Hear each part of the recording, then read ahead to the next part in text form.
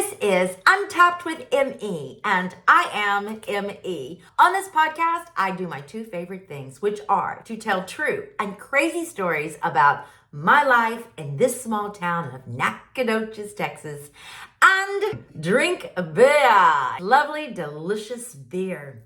Today, I am drinking one of my favorite go-tos. It is called recreational grade haze. Now, I picked me up some of this at the Kroger, and you can too, so get you some. Let's try some now. Wow. And yes, and give it a sip. Oh, that's good. And I'm gonna need it to tell this story, but first I'm gonna make a confession. So, apparently I've been calling this drink the wrong thing for quite some time, like over a year. Like right before I made this vid, I just looked at the can and realized, oh, it's not called at all what I thought it was called. I thought it was called medical grade haze, not recreational grade haze, medical grade haze. I think on this podcast, I have said it's medical grade haze. I guess I was thinking that this is good medicine, and indeed it is. And so now to our story. I'm going to drink this beer, and I'm going to tell you the conclusion of Blood in the Pines, part of our series called Murder and Crime in Nacogdoches, Texas. We are going to talk about that incredibly terrible thing that was done to Joe Collins. And we're going to talk about the murderer's famous father. And we're going to talk about the jurors who nearly got into some very big poo-poo.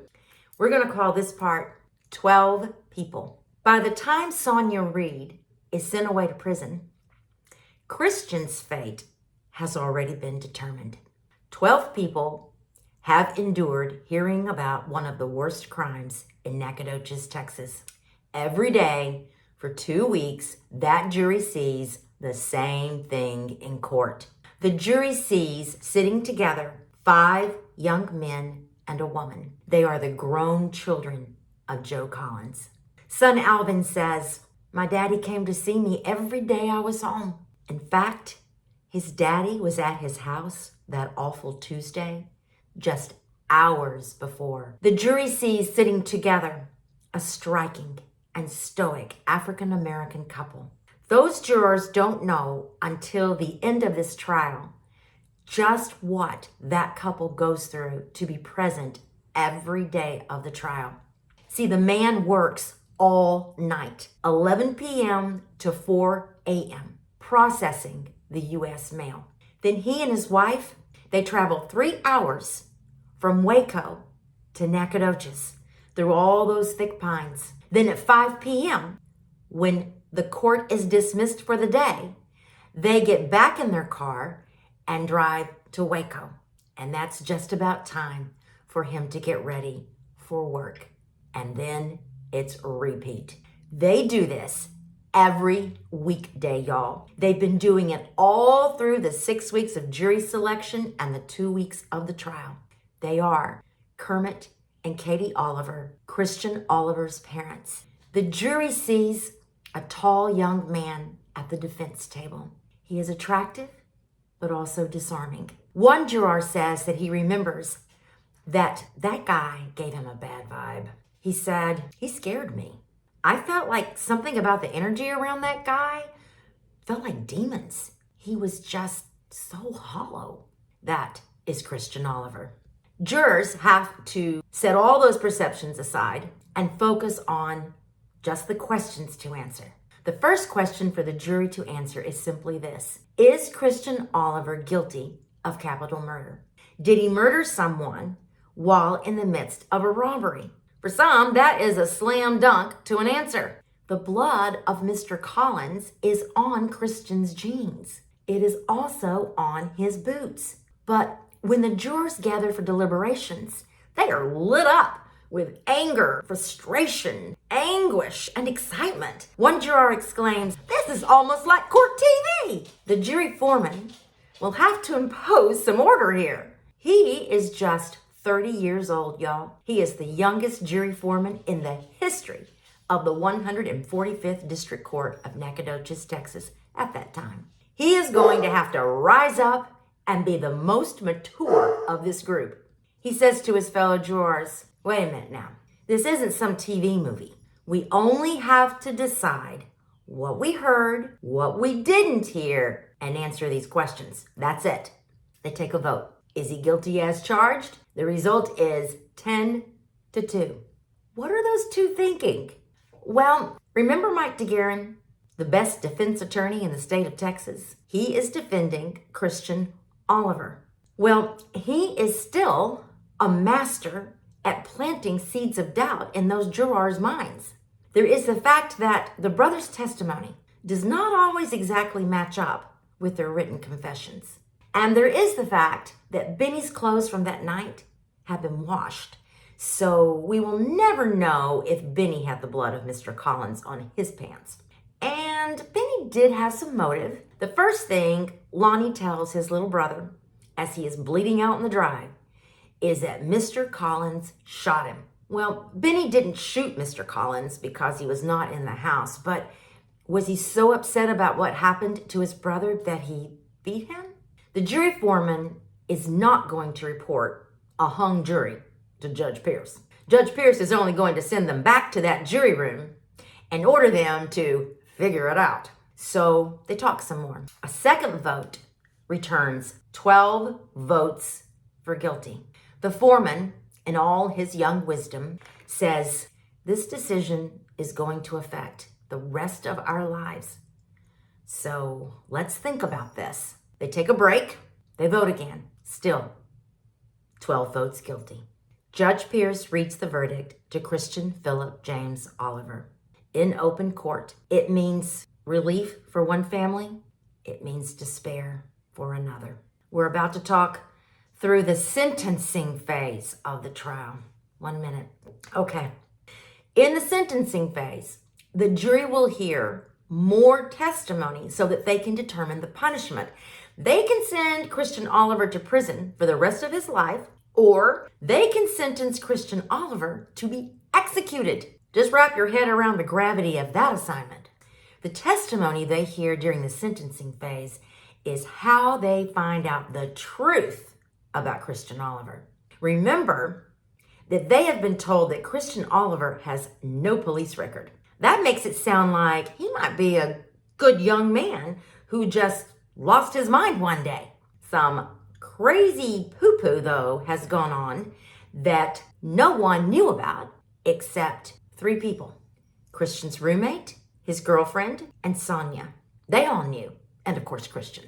The police find the roommate, and he tells all. There is quite a lot to tell. Court protocol prevented this roommate from sharing all the dirt on Khristian before now. But here it is. What does this man have to say about Khristian Oliver? Well, apparently, he and Khristian have been on a 2-year crime spree in Waco, Texas. They steal some guns from a home. They take cash from Hilltop Grocery twice. They rob a Little League concession stand. Not sure what you would find there to sell, but they do. Maybe there was some cash. They rob McLennan County Community College Fieldhouse. They rob the Heart of Texas Coliseum. They rob Waco High School. They rob a sporting goods store. There is more, so much more, but you get the idea. That sporting goods store is where Khristian got his .380 pistol. He loves that little gun. He loves it so much that he gives it a special pet name, Silver. He uses that gun to fire at a security guard and a janitor. The jury didn't know that before. That's a gun he also uses in a carjacking. They didn't know that either. That's one of the guns Lonnie and Benny used for target practice out on an old chair 2 days before the murder. And that's the gun Khristian uses to shoot poor Joe Collins. In a previous part of this story, we talked about how a young Khristian Oliver may have found himself lost among some troublemakers. Perhaps with the white skin of a black man, he was not welcomed by some groups. Maybe he was a victim of racism, and that led to a life of crime. Our local DA, Tim James, says, not so. He says, Khristian Oliver did not fall in with a bad crowd. Khristian Oliver was the bad crowd. Let's have a little recreational great haze on that. 1 minute. All that crime in Waco sure does make it look that way. Now the jury sees that Khristian Oliver's crimes have been escalating. As one juror said, he matched with every psychological profile in every movie. He started at point A and kept going until he was at point Z. He fulfilled every step along the way. The jury sees photos of Joe Collins' small Spartan home. He had so little, y'all. Khristian could hardly even find anything of value to take. The home is completely ransacked as they dig deep to find something of value. What a mess they leave behind. Yet, on the wall, very neatly hang the photos Mr. Collins found priceless, his 11 grands. And right below those photos, on the couch, sits Joe's little dog. He sits perfectly still while the crime scene is photographed.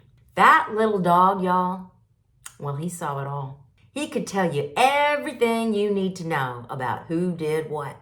He had to be traumatized. Why didn't that little dog run away? The door was open all night, but there he still sits, Joe's faithful little dog. The jury also sees a photo of poor Joe. He was a lithe man, 5'8", 160 pounds. There he lies in the front yard. He has been there all night. He is there in the dark shade of those pines at night. He is there when the sun first streams through those pine needles. He is shot twice in the face in the home. He is chased out the front door. He stumbles backwards and he lands in his yard. He is helpless on his back. His 30-30 rests beside him. Here, he is shot 3 more times, once in the forehead, once in the chest, and once in the thigh. Here, he is beaten in the face with his own gun. The pathologist says that any one of those injuries was fatal. He was a dead man as he stumbled out the front door. It is the kind of crazy poo-poo that makes you want to cry. Among all the papers for this trial, I found a little note written by a juror, and this is what it said. I hate to see someone I care about punished that way. The jury has been watching the silent, gentle, intense Kermit Oliver for weeks. Now he is going to walk to the witness box. He is going to take a seat. He is going to tell the jury why they should save his son. Here is the world-renowned artist who craves privacy. Here is the extreme recluse who lives behind a thick brick wall. Yet he must allow the world to shine a scrutinizing light upon him. It's the only way to save his son. But you can't ask a poet like Kermit Oliver to just answer the question. A poet is going to recite poetry. DA Tim James feels compelled to object to Kermit's long narratives, but it is a court of law. It is not a poem. It is not a painting. And then there are no more witnesses to call. The jury has seen and heard all that is going to be presented. Judge Pierce reads the sentence to the defendant in open court. This is a historic moment. Several members of the jury are thinking, how did I even get here? I'm not jury material. But they gave it their all. They have missed work, borrowed suits, and gotten sitters for the kids. The 12 people of the jury sentenced Khristian Oliver to death. Mike DeGuerin, counsel for the defense, requests that they be polled. That means that the judge will ask each juror if they indeed concur with the verdict. And as he does so, Khristian Oliver stares down every single one of those 12 people. Those jurors surely want to flee that courthouse that day and never return. But they have done something in that jury room that is going to bring some of them right back to court. This time, they will be in the witness stand. 2 months after 12 people sentenced Khristian Oliver to death, defense counsel Mike DeGuerin is calling 4 of them back. He wants those 4 jurors to testify what they know about a book. It is a book you may have in your home. This book is the Bible. If the jury has used the Bible to influence their sentence for Khristian Oliver, then jury misconduct has occurred. The judge's charge instructs that no external sources can be referenced in making their decision. If they have to redo this trial, that would mean everything has to begin again. The jury selection, witness testimonies, the judge's edifications to the jury, attorney preparations, court reporter's transcription, and all those jury deliberations. It would be great news for Khristian Oliver. Judge Pierce will decide if there will be a new trial or not. What he learns in this special hearing is this. There were at least 4 Bibles in that jury room. Highlighted passages were passed around. One juror read this passage to some other jurors. If a man strikes someone with an iron object so that he dies, then he is a murderer and should be put to death. Some jurors interpreted iron object as the rifle Khristian used. Therefore, it sounds like it is okay to sentence someone to death if they hit someone with a rifle. Are they discussing that passage to help them make up their minds? Some jurors told me that they did not refer to the Bible until after they reached a decision about a death sentence. One juror explains it this way. They all knew what they thought, and this is what we have to do, but no one wanted to say it. 3 jurors were really scared about giving the death penalty. So he encouraged them to lean into their own personal belief systems, whatever those were. He thought it would help them feel better about what they had already decided to do. Well, Judge Pierce is satisfied. He denies the motion for a new trial. He says that a conscientious, dedicated, and caring jury considered this case uninfluenced by any outside influence. There is one juror that Judge Pierce does not hear from who had a lot to say about those Bibles. That juror says that about 80% of the jurors had brought scripture into the deliberation. That juror says the jurors discussed the Bible in depth before they rendered their decision, during the punishment phase of the trial. That juror said that if he had been told he could not consult the Bible, he would have just left the courtroom. He also says that he used the Bible to ask this question: is this the way the Lord would decide the case? Oh boy. Would hearing from that juror have made a difference in Judge Pierce's ruling? Well, it doesn't make a difference to the Texas Court of Criminal Appeals. They do hear from that juror. The appeals court does say that the jury did disobey the judge's instructions by consulting the Bible, but ultimately, they do not feel the Bible unduly influenced their decision. Meanwhile, the world is all shook up about Biblegate behind the pine curtain in little old Nacogdoches, Texas. This story lights a firestorm of international publicity. The media calls them the Bible jury. A journalist comes all the way from Sweden to Nacogdoches to interview that one militant juror. He writes a book about it. He makes a documentary about it too. Both are called An Eye for an Eye. He makes those jurors look just like what one feared. Bible-thumping, backwards Christian fundamentalists. No matter. The death sentence stands. All right, let's have a little sip.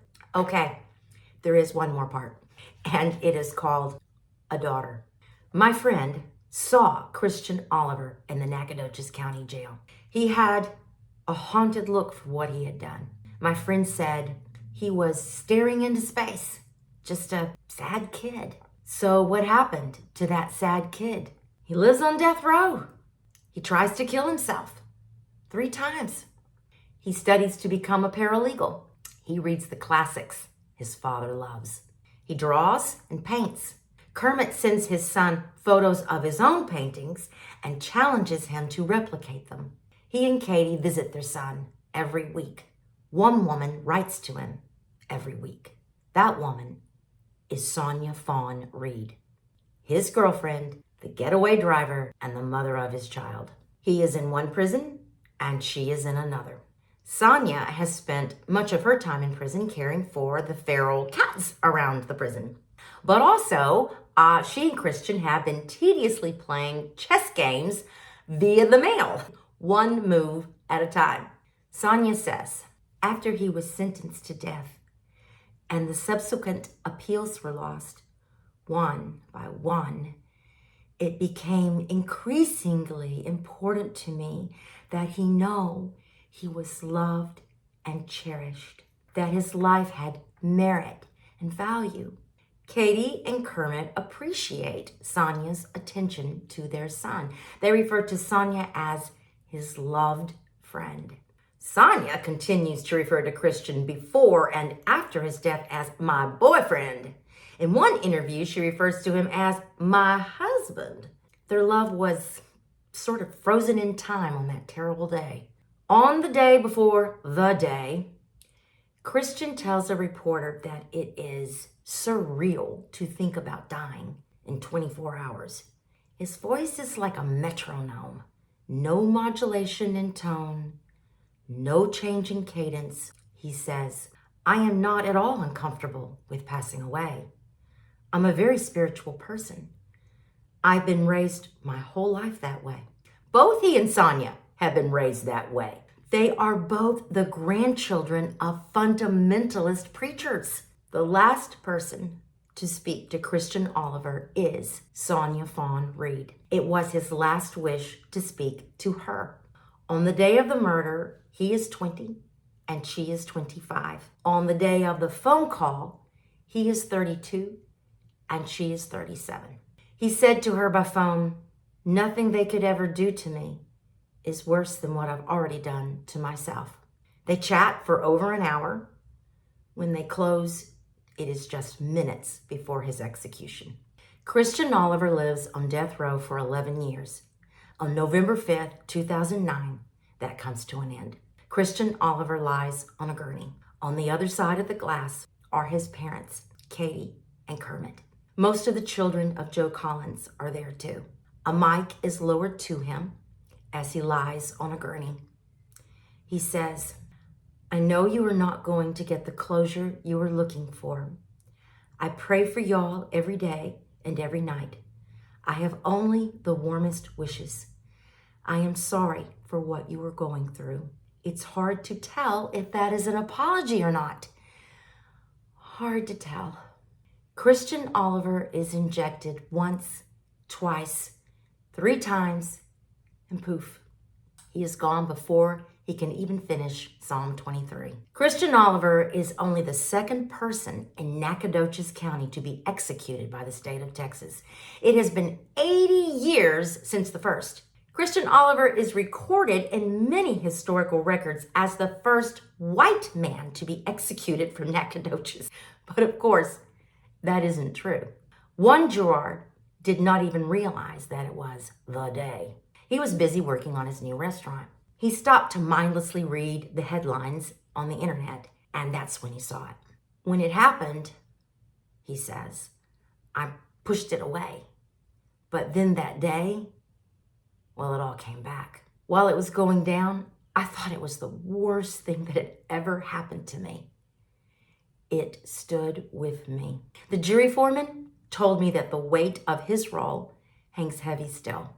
He said, I'm probably the only man you'll ever meet who killed a man, but won't go to jail for it. Every Veterans Day, Joe's son Gary posts a photo of Joe Collins in the Army. He's got a big grin. He's got twinkly eyes. Man, he looks happy. The caption reads, "My dad, who I miss all the time." One of Gary's friends comments, "Sweet Mr. Joe, a great man." Gary says that there were a lot of good times to remember. Many of them were right there where they were raised, in that little house on Camp Tonkawa Road. The marker for their daddy is a tribute to those good times, all among those pine trees. Etched on the front of the marker is the entrance to the woods that Joe loved. On one side of the entrance leans his fishing rod, and on the other side of the entrance leans his rifle. It is a grim reminder that Joe Collins was committed to defending what is his. Katie and Kermit Oliver recede further into their isolation of despair. They have lost the boy that they knew to be generous, thoughtful, and kind. He was a boy who cultivated roses. He was a boy who tended to a Japanese rock garden. He was a boy who ran errands for a sick aunt. Kermit finds that he cannot lean in now on God for consolation. Kermit was raised by the devout, the dynamic Deacon K.J. Oliver, who raised his children with a deep, abiding faith. But of late, Kermit has wondered, where exactly is God? If God is love, why is he going to destroy his creations, he says. On the wall of his studio, he has framed one line of 8 words that must surely say it all for Kermit. It is scribbled in the handwriting of his little girl. It reads, "Oh dear God, do you really love me?" Kermit has a new painting. It features a young blonde girl reaching out with something to a corpse. That something is a red poppy flower. The girl is someone Kermit knows and loves. It is Khristian's daughter. Khristian never met his daughter. Sonia saw her daughter for very little when she was a child. She was well cared for. She has flourished. She is a beautiful young woman now with long lemon blonde hair like her mother, but those eyebrows are her father's. Kermit and Katie have gone many years without seeing their son's daughter. The daughter's guardians ended those visits for whatever reason. She must have been just a lovely girl in a painting for a very long time for them. Khristian and Sonia's daughter is 26 years old now. She can make her own choices. I hope she chooses to be more than a painting to Kermit and Katie. It's a world of hurt out there, y'all. It hurts whether you live beneath the pines or behind a thick wall. One day, you could lose the thing you love the most. Wouldn't it be nice to step into one of Kermit's paintings, to disappear into all that lovely color and hide from all that hurt? Hold on, dear friends, to each other and to whatever helps you to get by. Maybe that's your Bible, or maybe it's just a really cold beer. Next time, we will share our bonus edition, an interview with Jerry Poole, Nacogdoches court reporter. He was there, y'all. So subscribe and follow and tap in to Untapped with ME.